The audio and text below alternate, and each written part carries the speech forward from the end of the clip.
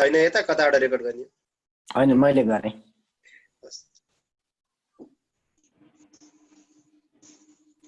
वीर झैं लडेर मर्नु बाँच्नुको विधान हो वीर झैं लडेर मर्नु बाँच्नुको विधान हो आँसुमाथि हाँस्न सक्नु जितको निशान हो जय मनोक्रान्ति सबै हाम्रा मनोक्रान्तिमय मित्रहरूलाई मेरो हृदयदेखि सादर अभिवादन छ मानव जीवनलाई हामीले पाइसकेपछि चाहे त्यो आध्यात्मिक रूपमा होस् चाहे त्यो भौतिक रूपमा होस् हामीले सफल बनाउनै पर्छ भन्ने मुख्य ध्येयको साथमा यो सुरु भएको मनोक्रान्ति यात्रा जुन मनोक्रान्ति यात्राले 3 दशक पनि पार गरिसकेको छ र मानव जीवनलाई अत्यन्तै समुच्चयमा एउटा सफलताको शिखरमा हामीले पुर्याउनै पर्छ अरु सामान्य जनावर जस्तो हामीले मानव जीवनलाई निरर्थक बनाउनु हुँदैन भन्ने अत्यन्तै एउटा क्रान्तिमय ढंगबाट यो सञ्चालन भइरहेको मनोक्रान्ति जसको प्रणेता डाक्टर योगी विकासानन्द हुनुहुन्छ जो मनोक्रान्तिमय एउटा यात्रालाई अभियानलाई लिएर चलिराख्नु भएको छ सारा विश्वमा मनोक्रान्ति दर्शन यो फैलिरहेको अवस्थामा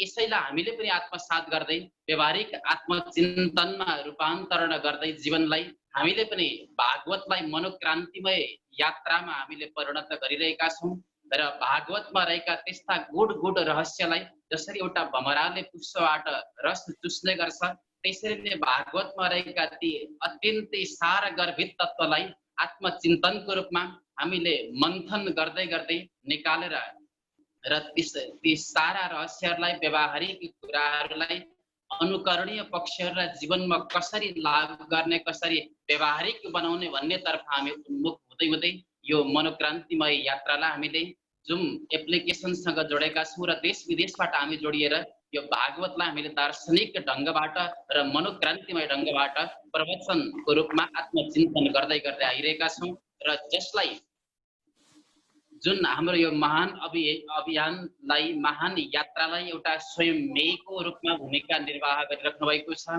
जो डाक्टर योगी विकासानन्द जसको परम शिष्य हुनुहुन्छ कृपा पात्र शिष्य योगी अनन्तानन्द जसले फलो गरिराख्नु भएको छ र हामीलाई यो मनोक्रान्ति ढंगमयबाट एउटा जीवनलाई कसरी सन्मुखतिर लिएर जान सकिन्छ त्यो एउटा उज्यालोको महान यात्रातर्फ हामीलाई लिएर गइराख्नु भएको छ र भागवतका ती अमोघ ज्ञान दिनुहुने प्रत्येक गुरुदेवलाई हामी सम्पूर्ण युनिटको तर्फबाट हृदयदेखि नै असीम धन्यवाद पनि म व्यक्त गर्न चाहन्छु ज्ञापन गर्न चाहन्छु र आजको पनि यो सुन्दर बसाइमा आजको यो कार्यक्रमलाई अत्यन्तै जगजोरसँग यसरी नै जीवन दर्शनका अनमोल अनि गहनतम सूत्रहरू पस्किदिनु हुन अनुरोध गर्दै र हाम्रो बीचमा हुनुहुन्छ यहाँहरूले देखिराख्नु भएको छ परमेश्वर गुरुदेव र उहाँलाई आउनुहोस् हामी जोरदार तालीद्वारा स्वागत गरौँ योगी मिस्टर अनन्तानन्द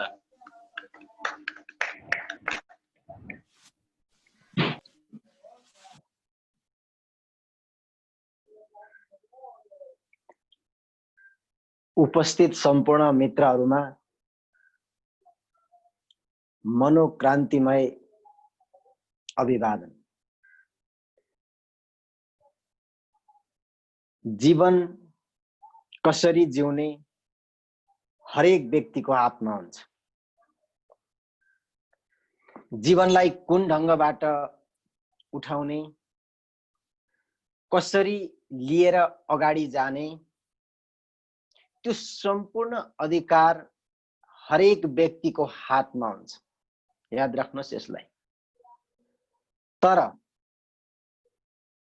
त्यो व्यक्तिको अधिकार हुँदा हुँदै पनि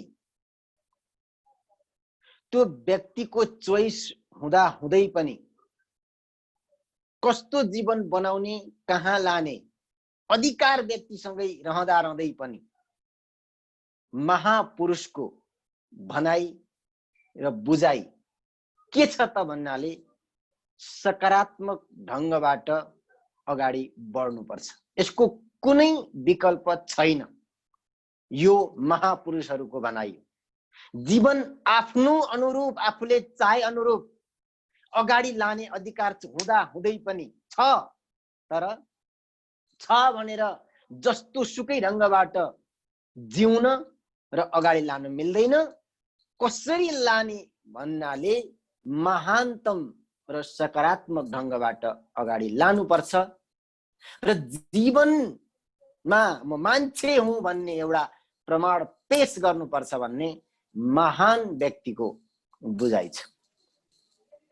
यसै सन्दर्भलाई आत्मसात गर्दै आज हामी श्रीमद् भागवत महापुराण अन्तर्गत भगवान श्रीकृष्ण मथुरा प्रवेशको सन्दर्भ र प्रसङ्गलाई हामी अगाडि बढाउँदैछौँ। भगवान श्रीकृष्ण मथुरा प्रवेश गर्नुहुन्छ। माने भगवान श्रीकृष्ण मथुरा प्रवेश गर्नुहुन्छ माने हरेक जीव आत्मामा प्रवेश गर्नुहुन्छ। याद राख्नुहोस् यसलाई। भगवान कृष्ण मथुरा प्रवेश गर्नुको मतलब जीवात्मामा प्रवेश गर्नु। भगवान श्रीकृष्ण मथुरा प्रवेश नगर्ने हो भने अथवा जीवात्मामा प्रवेश नगर्ने हो भने जीव आत्माको कुनै पनि अस्तित्व छँदै छैन, सुरुवातै हुँदैन। संसारको तब सुरुवात हुन्छ अथवा ब्रह्माजीले तब सृष्टि गर्न सक्नुहुन्छ जब भगवान श्रीकृष्ण हरेक जीवात्मामा प्रवेश गर्नुहुन्छ, अनि मात्रै संसारको अस्तित्व सुरुवात हुन्छ। याद राख्नुहोस् यसलाई। त्यसैले मित्र, भगवान श्रीकृष्ण मथुरा प्रवेश गरिसकेपछि अब हेर्नुहोस्, त्यहाँ अघि मैले भने जस्तो चाह्यो त्यस्तै जीवन जिउन सकिन्छ। अनि जीवात्मामा प्रवेश गरिसकेपछि जीवात्मामा हरेक किसिमका जीवात्मा हुन्छन्, राम्रो पनि असल पनि हुन्छन्, खराब पनि जीवात्मा हुन्छ। त्यसमा सबैभन्दा सर्वोत्कृष्ट, उच्च, श्रेष्ठ, सर्वोत्तम मनुष्य जीवनलाई मानिएको छ। त्यस मनुष्य जीवनभित्र पनि उत्कृष्ट र निकृष्ट सबै किसिमका मानवहरू पाउने गरिन्छ, मनुष्यहरू भेट्ने गरिन्छ, व्यक्तिहरू मिल्ने गर्दछ।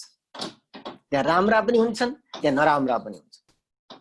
प्रवेश गरिसक्दा मथुरा प्रवेश गरेर अगाडि बढ्दै जाँदा विभिन्न घरका छतहरूबाट, बारदलीहरूबाट सबैले भगवान कृष्णलाई देख्दछन्, हेर्न पाउँछन्, निहाल्न पाउँछन्, महसुस गर्न पाउँछन्।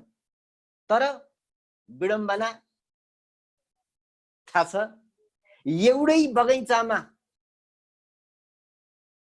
कागतीको बोट पनि रोपिन्छ, आँपको बोट पनि रोपिन्छ।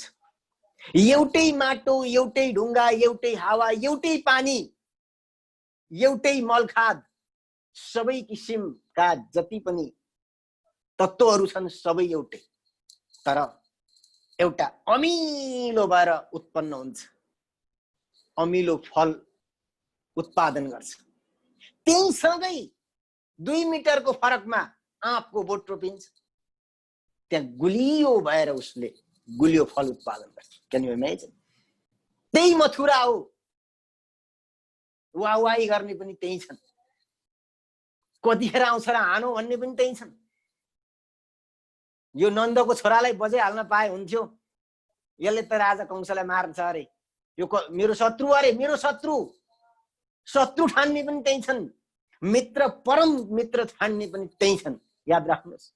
त्यसैले एउटा कवितांश भनिएको छ, हिलैमा बस्छ व्यागुत्तो, हिलैमा कमल स्थिति, स्थानले मात्र के गर्नु, भिन्नै छ गुणको गति। Can you imagine? संसार एकै किसिमको छ, तर त्यहाँ व्यक्ति व्यक्तिमा चरित्र फरक छ, सोच फरक छ, विकास फरक छ, सफलता फरक छ। Can you imagine? त्यही वृन्दावन 101 नारायण पोखरेल जस्ता वाचन शिरोमणि उत्पन्न हुन्छन्, अनि त्यही वृन्दावन तपाई हामी जस्ता पतित पनि उत्पन्न हुन्छ। नमिठो हुन्छ तर भन्नै पर्ने हुन्छ, नभनी धक्का लाग्दैन, धक्का नलागी पक्का हुँदैन जीवन। याद राख्नुहोस्, जीवनलाई पक्का गर्नको लागि, मजबुत गर्नको लागि धक्का दिनै पर्छ अलिकति। त्यसैले मित्र, भगवान श्री कृष्ण 84 लाख मथुरामा प्रवेश गर्नुहुन्छ। त्यो सिम्बलिकको कथा श्रीमद् भागवत महापुराणको एउटा मथुरा जो भारतवर्षको उत्तर प्रदेशमा अहिले स्थित छ त्यहाँ प्रवेश गर्नुभयो। त्यो सिम्बलिक हो, तर मथुरा 84 लाख छ। त्यहाँ प्रवेश गरिसकेपछि त्यहाँ सुँगुर पनि छ, त्यहाँ कुकुर पनि छ, त्यहाँ गधा पनि छ, त्यहाँ मयूर पनि छ, त्यहाँ डाँफे पनि छ। ओ हेर्दा हेर्दै मख छक्क पर्ने, आफैलाई बिर्सिने प्राणी पनि त्यहीँनेरि छ। हेर्दै वाक्क ब्याक्क प्याच्च लाग्ने पनि त्यहीँनेरि छ, त्यहीँ भेटिन्छ। अगाडि बढ्दै जाँदा फूल वर्षाउने पनि छ, डन्डा वर्षाउने पनि छ। Can you imagine? जब अगाडि बढ्नुहुन्छ भगवान कृष्ण धोबी भेटिन्छ, त्यहाँ दर्जी भेटिन्छ, त्यहाँ माली भेटिन्छ, विभिन्न किसिमका व्यक्तिहरू भेट्दै जानुहुन्छ जीवात्माहरूलाई। त्यसको अर्को अर्थ हामी संसारमा प्रवेश गरिसकेपछि हामीले पनि हामी जस्तै सजातीय र विजातीय किसिमका प्राणीहरू भेट्दै जान्छौँ। कतिपय विचार मिल्ने, कतिपय नमिल्ने, कतिपय बीचमा टकराव हुन्छ, कतिपय बीचमा लडाई हुन्छ, झगडा हुन्छ, कतिपय बीचमा भेटघाट हुने बित्तिकै एकाकार हुन्छ, वाहको अवस्था हुन्छ। त्यसैले मित्र, संसार कस्तो छ सवाल यो होइन। सवाल म भित्र के छ सबभन्दा ठुलो सवाल थियो। That's the point. त्यहाँ हेर्नुहोस्, अधिकांश मान्छेले बुझेको हुन्छ ऊ ब्राह्मणको घरमा उत्पन्न भयो, उसले त पढ्ने अवसर पायो, शिक्षा ग्रहण गर्ने अवसर पायो, म खत्तमको परिवारमा जन्मी, म यतिकै बिग्रिने नि हो। त्यहाँ धोबी हेर्नुहोस्, त्यहाँ दर्जीलाई हेर्नुहोस्, उनीहरूको समाज र पारिवारिक अवस्था एउटै हो। क्लासिफिकेसन वर्ग विभाजनको अवस्थामा हेर्ने हो भने उनीहरू एउटै वर्गमा पर्छ। तर त्यही धोबी खत्तम चरित्रको छ अनि त्यही दर्जी नि उत्तम चरित्रको छ। Can you imagine? कमल र भ्यागुत्तो कल्पना गर्नुहोस्। हिलैमा बस्छ, भ्यागुत्तो निस्किन्छ हिलैसरी भएर, मैलैसरी भएर निस्किन्छ। त्यही ठाउँबाट निस्किँदा कमल मगमग बासन्दा, हेर्नु हेर्नु लाग्ने, कतिखेर टिपौँ कतिखेर लिउँ जस्तो लाग्ने भएर निस्किन्छ त्यही एकै ठाउँमा। त्यही ठाउँमा माली अर्को हेर्नुहोस्, कति सकारात्मकता छ, कति महानता छ। त्यही दर्जीलाई हेर्नुहोस्, कति महानता छ। कुन समाज, कुन परिवार? यो सवालै होइन। सवाल तपाईभित्र के छ? That's the point. ठुलो कुलमा, ठुलो घरानमा जन्मिँदैमा मान्छे महान हुन्छ भन्ने छैन। भारतमा हेर्नुहोस्, संविधान लेख्ने व्यक्ति को थिए? तथा कथित अहिलेको वर्गले, त्यतिखेरको वर्गले शूद्र भनिएर हेपिएर पेलिएको मान्छे, पढ्न जाँदाखेरि पनि स्कुलभित्र बस्न नदिएको मान्छे कक्षा कोठा बाहिर बसेर पढ्थ्यो, त्यो व्यक्तिले भारतको संविधान लेख्यो। भित्र पढ्नेहरू त्यसलाई पढ्दैछन् अहिले पनि। जसलाई भित्र बसेर पढ्न दिएन, बाहिर बाहिरै राखियो, उसले संविधान लेखिदियो, अनि भित्र बस्नेहरू पढ्ने हो हाम्रो त काम भने अहिले पनि पढिरहेको छ। Can you imagine? उसको नाम भीमराव अम्बेडकर। उसलाई स्कुलभित्र बसेर पढ्न दिएन। त्यही स्कुल हो, भित्र बसेर पढ्नेको नामै आएन। उसलाई भित्र बसेर पढ्नै दिएन, उसको वर्ल्ड फेमस व्यक्ति बन्यो। त्यसैले व्यक्ति बाहिर के छ सवाल होइन, भित्र आफूमा के छ सबभन्दा ठुलो सवाल थियो। भन्न सक्थे भीमराव अम्बेडकरले, म खत्तम परिवार, समाज, शिक्षा दीक्षा छैन ममा, म केही गर्न सक्दिनँ, समर्पण गर्न, ह्यान्ड्सअप गर्न सक्थे, तर गरेनन्। म केही गरेर देखाउँछु, संकल्प गरे, उठे। म धोबी बन्दिन। Can you imagine? याद राख्नुहोस्, म धोबी बन्दिन। धोबीको लाइफ मलाई चाहिएन, मलाई चाहियो त दर्जीको अथवा मालीको अथवा कुब्जाको। कुब्जामा पनि पुगौँ, त्यहाँ कुब्जासँग पनि भेट हुन्छ, मिलन हुन्छ भगवान कृष्णको। यी सबै प्रतीकात्मक हुन्। कोही कुब्जा होला, कोही माली होला, कोही दर्जी होला, कोही धोबी होला, अनि सबैले आफ्नो ठाउँबाट आफ्नो गल्ती कमजोरी देखाएर के अगाडि बढ्नबाट अवरोध छ भन्ने गरेको होला कतिले। ती सबैलाई मुडतोड जवाफ श्रीमद् भागवत अथवा भगवान श्रीकृष्णको लीला, सबैलाई मुडतोड जवाफ। मेरो उस शरीरै खत्तम छ, शरीरले नि साथ दिँदैन भन्छ होला कतिले, कतिले मेरो खोपडी ठीक छैन, स्मरणै हुँदैन भन्छ होला। सबै बहाना हुन्, याद राख्नुहोस्, केही नगर्ने बहाना। मलाई गर्नु छैन भनेर ऐलान गरे।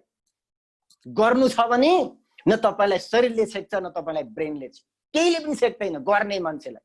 नेपाली आहान छ नि, उखान छ नि, खाने मुखलाई जुगाले छेक्दैन। त्यहाँ हेर्नुहोस् 101 महानतम भगवानका लीला। त्यो कुब्जा र अहिले आधुनिक नेपालकै साहित्यकार महानतम झमक घिमिरे कुब्जाकै अर्को जन्म हो। कुब्जाले त्यो भगवान कृष्णको पालामा कुब्जा भएर पनि आफ्नो शरीर बाङ्गो र टिङ्गो हुँदाखेरि पनि संघर्ष गरेर जहाँ जति जे सक्नुहुन्थ्यो त्यो गरिरहनु हुन्थ्यो, त्यसमा त्यो कर्ममा लागिरहनु हुन्थ्यो। जे सक्नुहुन्थ्यो त्यो ठाउँबाट आफ्नो शरीरले नदिँदा पनि के सकिन्छ त्यो गरेर बस्नु भएको थियो।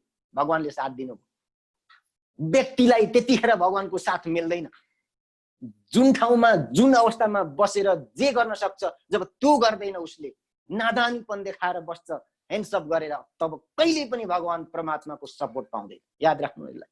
भगवानको परमात्माको सपोर्ट चाहने यदि मन छ, मनसाय छ भने जे सक्नुहुन्छ डुबेर गर्ने हिम्मत राख्नुहोस्। म जुन ठाउँमा छु, जुन अवस्थामा छु, समय जति प्रतिकूल होस्, जेसुकै होस्, सवाल म गर्दिन केही पनि, म गर्न सक्ने कुरामा गरिरहन्छु। एक दिन परमात्मा आउनुहुन्छ। आफसे आफ तपाईले प्रार्थना गर्नु पर्दैन, तपाई कर्ममा गर्नुहोस्। कर्मको पार्ट्स अगाडि गइसक्यो गोवर्धन पर्वतको लीलामा। तपाईलाई केवल भगवान कृष्णले के भन्नुहुन्छ? प्रार्थना गर्नु पर्दैन, पूजा गर्नु पर्दैन, मेरो स्मरण पनि गर्नु पर्दैन, कर्म गर, कर्मै व गुरु ईश्वर।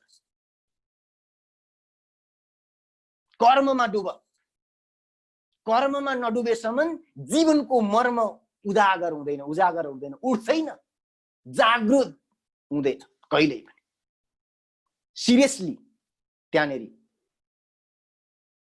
मालीले, दर्जीले पनि हामी निम्न स्तरका, आर्थिक अवस्था छैन, केही छैन, के सहयोग गर्ने? हामी जस्ताले अथवा विरोध गर्नेले गरिरहेका छन्। सबैले गरौँ, अर्काले जे गरौँ हामी त त्यही गर्ने व्यक्ति। हामीलाई त्यही गराएर अहिलेसम्म हामीलाई कमजोर बनाएको, अर्कोले जे गर्यो त्यही गर्ने। अब बडो खतरनाक च्याप्टरमा प्रवेश हुन्छ। अर्काले जे गर्यो त्यही मात्रै गर्ने हामी। याद राख्नुहोस्, 5000 वर्ष अगाडि जति पनि शास्त्रहरू लिखित भए, ती सम्पूर्ण कुरा ऋषिमुनिहरूका मौलिकता। याद राख्नुहोस् यसलाई। ऋषिमुनिका सबै मौलिक शास्त्र हुन् यिनीहरू, अहिले हामी जति पढ्छौँ। तर त्यही शास्त्रलाई हामी केवल फलोवर मात्रै भएर पछ्यायौँ मात्र। हामीले त्यहीभित्र मौलिकता खोज्ने दुस्साहसै गऱ्यौँ न, साहसै गऱ्यौँ न, आँटै गऱ्यौँ न, केवल पछ्याउने फलोवर मात्रै भयो।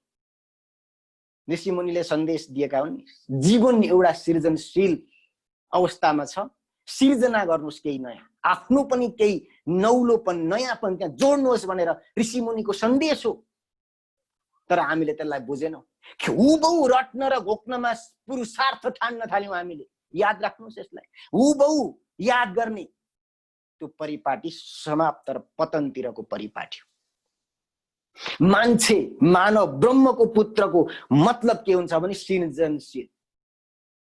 परमात्माले शक्ति पावर दिइसकेपछि ब्रह्माले के गरे? सिर्जना गरेन। अनि तपाईँ हामीले के सिर्जना गर्यौँ? हामीले केही पनि सिर्जना गरेनौँ। घोकेर बस्ने, कण्ठस्थ गर्दा महान भनिदियो फेरि समाजले, संस्कृतिको नाममा, धर्मको नाउँमा। अनि यही हो भनेर हामी मरी रात दिन डिप्रेसनमा गइगए घोकिया छ। प्रगति र उन्नति फिटिकै छ। Can you imagine? त्यसैले मित्र, घोक्ने, पछ्याउने, फलोवर बन्ने होइन, कदापि सृजनशील बन्ने, नयाँ कुरालाई जोड्ने। त्यसमा एकजना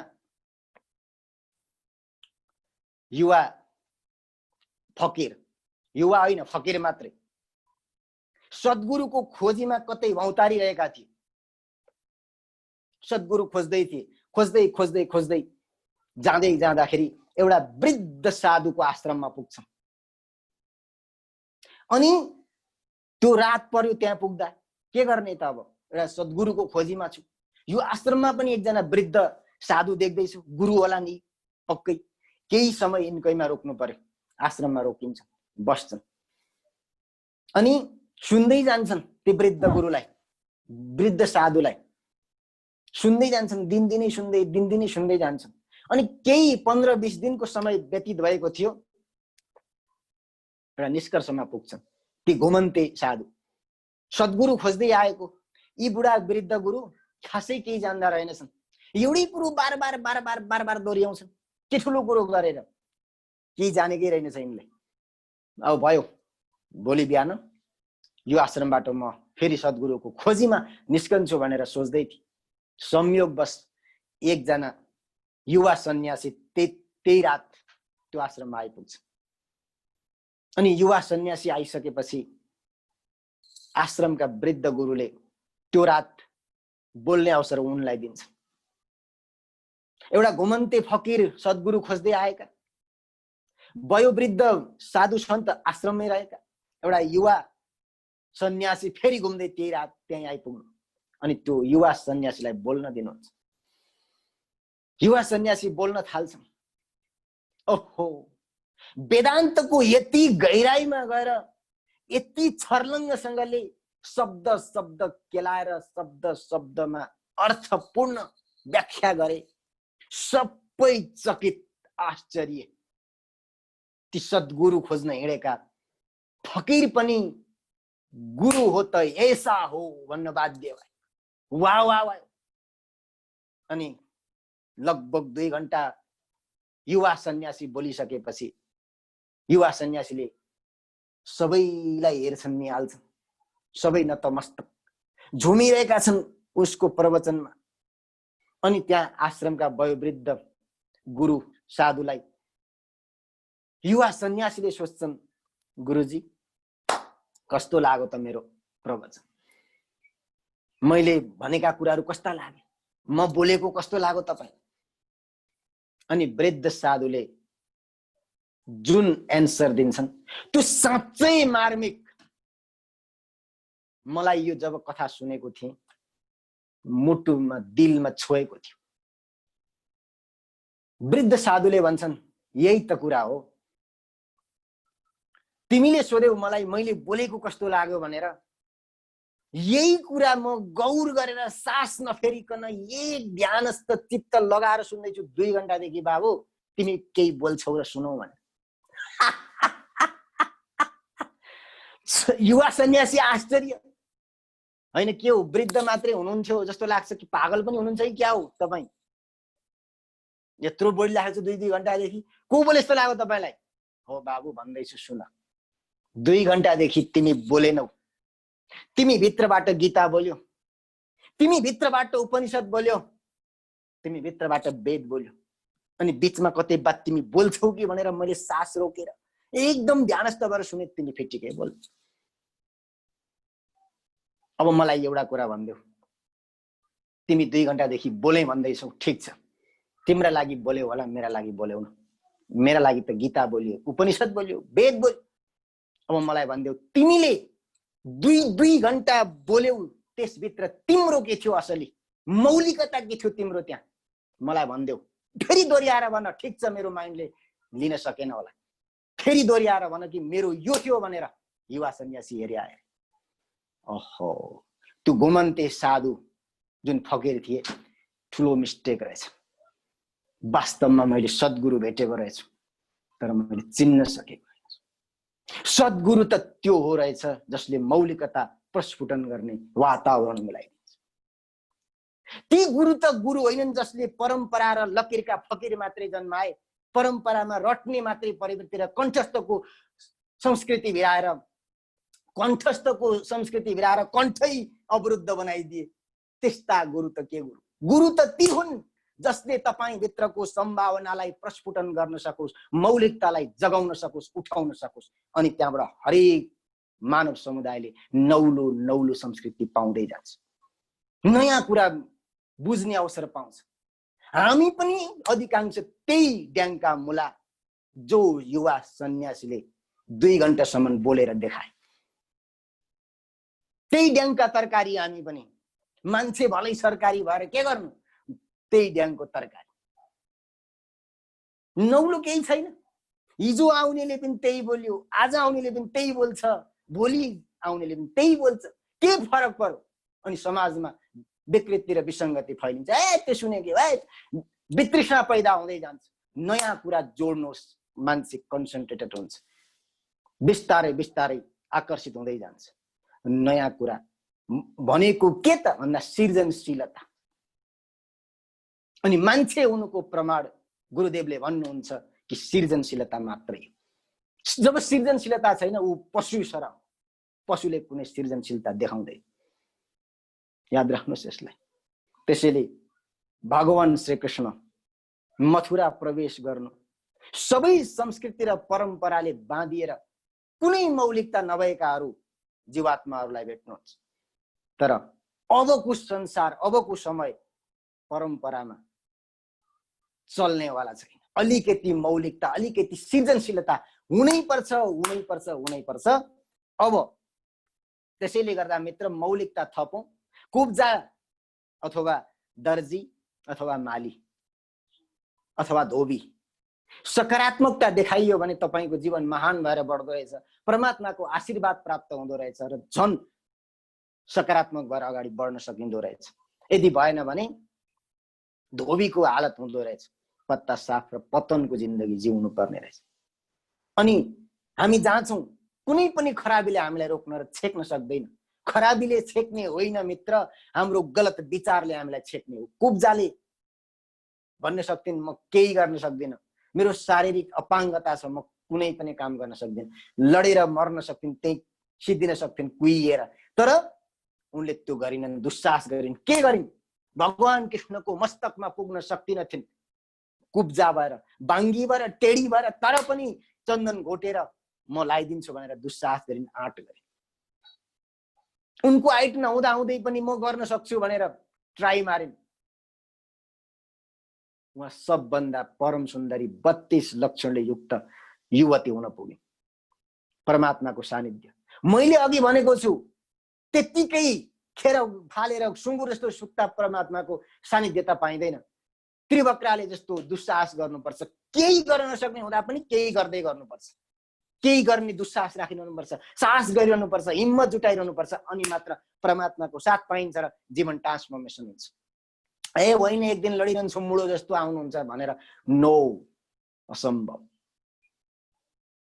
अनि यो कुरो मैले सुरुमा उक्काएको थिएँ, संसार बाहिर कस्तो छ त्यो सवाल होइन, आफूभित्र के छ सबभन्दा ठुलो सवाल त्यो हो। अनि मैले अर्को जोड दिएर के भने संस्कृति र परम्पराका नाममा हामीलाई षड्यन्त्र गरिएको छ, षड्यन्त्रमा फसाइएको छ।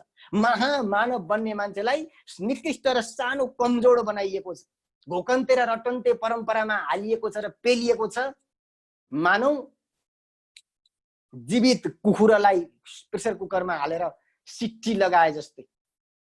अनि त के गर्न सक्छ र? साथ त थियो, केही गर्छु भन्ने त हिम्मत त थियो, तर सिट्टी लगाइयो कुकरमा हालेर। त्यो परम्पराले हामीलाई ध्वस्त बनायो। यो परम्परा साँच्चै भन्ने हो भने एटम बम जस्तै खतरनाक छ। याद राख्नुहोस् यसलाई। यहाँ हजारौं गान्धी बन्नेहरू, हजारौं सूरदास बन्ने व्यक्तिहरू परम्परामा विलय भएर गएका छन्। याद राख्नुहोस् यसलाई। सबै हुँदा हुँदैखेरि पनि।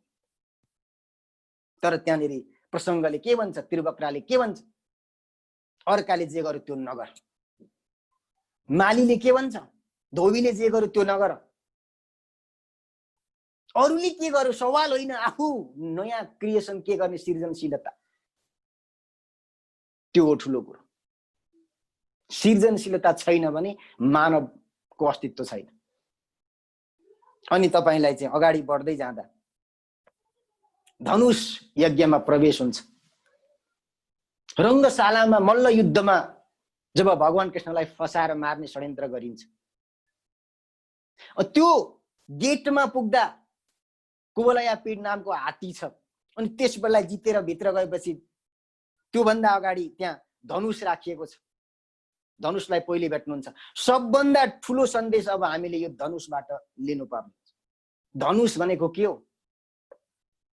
धनुष भनेको मिथ्या ज्ञानको प्रतीक हो। याद राख्नुहोस् यसलाई। हामी सबै मिथ्या ज्ञानले पेलिएका पिसिएका छौँ। ठिकै होला, मैले जानेको महानतमै होला भन्ने लाग्छ, तर तपाईँ हामीले जानेको कुरा बुझेको कुरा महानतम थियो भने जिन्दगी किन महान भएन? प्रश्न गर्नुहोस्। प्रश्न कहिले गऱ्यौँ? जब हामीले प्रश्नै गर्न सक्दैनौँ लाइफमाथि, जीवनमाथि, भने हामीले जानेको कुरा के महान छ? महान छैन भने त पहिल्यै थाहा भइहाल्यो।